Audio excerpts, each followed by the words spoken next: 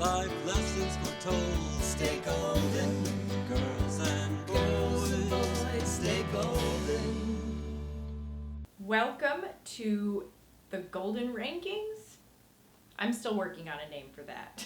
If you have a name, why don't you put it in the comments below and tell me what I should call this? Girl talking about Golden Girls episodes. Rankings of the Golden Girls episodes. Time I spent talking about episodes in reverse chronological order. It's not chronological order. Talking about some Golden Girls episodes today at the Golden Rankings, which sounds like your local Chinese restaurant, and you should dial it up and order a wonton soup right now. We're ranking Golden Girls episodes in order from least liked to most liked.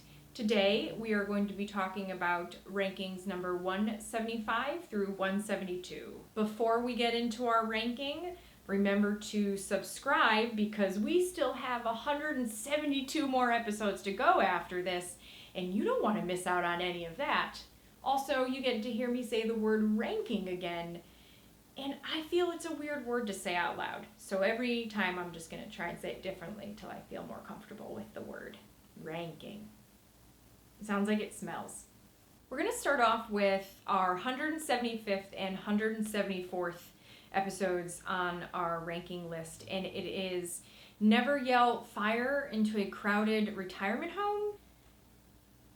What can I say about these episodes except I've seen it before? No, literally, because both episodes are flashback episodes. These two episodes feel particularly excessive in the flashbacks, and partly because there's 2 episodes worth of flashbacks.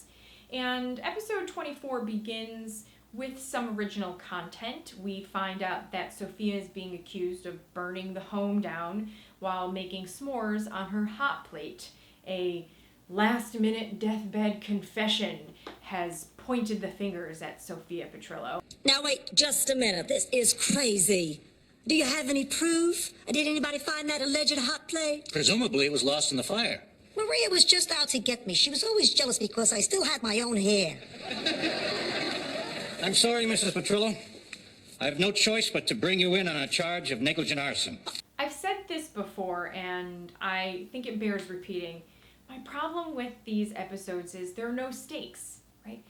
Yes, we know there's a season 7 after the fact, and even while these episodes are originally airing in 1991, we know that Sophia's not going to go to jail. So there's a false sense of stakes yet again, which I am going to call on the Golden Girls writers and say, I feel like you guys needed to stop that somewhere around season 1. But you didn't, and it's too late for me to stop you now. So I'm just going to complain about it on YouTube because that's what people do now. Welcome to 2017.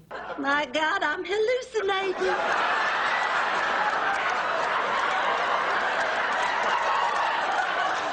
I see little balls of sunshine in a bag.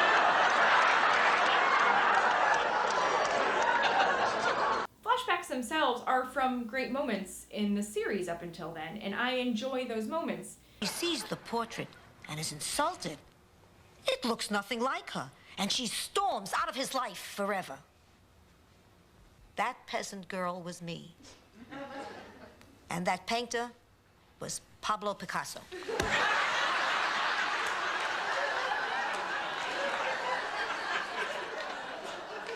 Ma, I have a feeling you're lying. Be positive, Okay, I'm positive you're lying. But like I said, I'd rather just watch that episode, right? Like, that's what I love about the original episode, and you're just throwing it at me at the end of season 6. Also, let's be clear. You're telling me that it's taken 6 years to figure out that Sophia is the one who burned the home down? Like, all of this time has passed, and this cold case suddenly became super hot from this elderly deathbed confession? I don't know, like, really? Number 173 on our list is Dorothy's Prized Pupil, which is season 2, episode 21. Now, you recall this episode has Dorothy teaching Mario. I just am amused that it's Mario Lopez and his name is also Mario. Coincidence? I think they didn't want him to have to try and remember a different name because that was probably very hard for AC Slater to have to do that. I'm sorry, I forgot all about your tutoring session. Well, it's okay. We were just finishing. Hi, Blanche. You look pretty. You should see me if I had earrings. He's writing an essay, and Dorothy loves it, and it's so good, and she submits it, and it turns out that Mario is an illegal alien, and Dorothy has pretty much blown his cover by trying to do the right teacherly thing and encourage him and support him, and subsequently gets him deported. Uh-oh, spaghetti-o. And the B plot in this episode is Rose is super forgetful. I made it as fast as I could. I just couldn't believe you forgot the peanut butter vanilla ice cream. That's Mario's favorite. I was so sure chocolate was his favorite. That's why I bought it this morning. Oh, my goodness me. I think you're right. Well, whose favorite is the peanut butter vanilla? Oh, it must be mine. This episode is still early in the span of the Golden Girls' life. It is season 2, and technically we're still getting to know different parts of the girls. And in particular, this deals with Rose's forgetfulness, which upsets me to a degree because I feel that it's the borderline Rose is stupid that tends to come out more later in the seasons, and this is just an early iteration of it. It's not as egregious as it happens, say, in season 7, where sometimes they just make her out to be just dumb, and that's not who Rose is. And here she is misplacing items. She freaking misplaces Julio Iglesias tickets, but side note, I just love that of all the concerts they could have picked, they picked Julio Iglesias because that's who's cool back then. The main plot of this episode deals with Mario's illegal immigrant status. And we all know that the Golden Girls deals with serious subjects. And in particular, this episode grapples with this boy's future being jeopardized because of a kind and supportive act of his teacher, Dorothy. This is your home. This is where you belong. You're what this country is all about. Say goodbye to Rose and Blanche for me. Adios, Teach. Mario. In a surprising twist inside of this episode, it's not a happy ending. A lot of the Golden Girls serious episodes tend to have lighter, happier endings where people come together, relationships are healed, bonds are formed, understandings come, and there's enlightenment. But in this episode, that's actually not the case. Mario gets deported. He doesn't get to stay. He's a great writer, but it doesn't matter. And I really would have liked to have seen this episode actually continue. Maybe season 4, Mario comes back, like he's gotten his status and he can come revisit the women.